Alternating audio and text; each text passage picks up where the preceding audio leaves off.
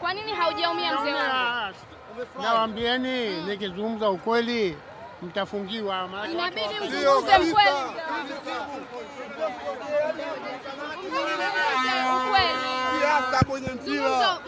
Mimi sizungumzi bwana. Basi tuzungumze, tuachane na hili. Mara baada ya kuona mchezo wa leo, unaonaje kuelekea msimu unaokuja? Sisi tuna concentrate na mechi ya kimataifa sasa bwana. Mechi ya kimataifa. Timu za ndani?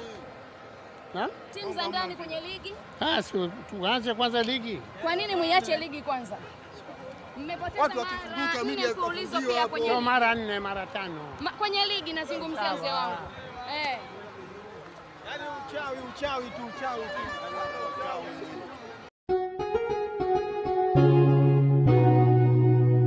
Kasako Media, tunaangazia maisha, tunaandika kesho.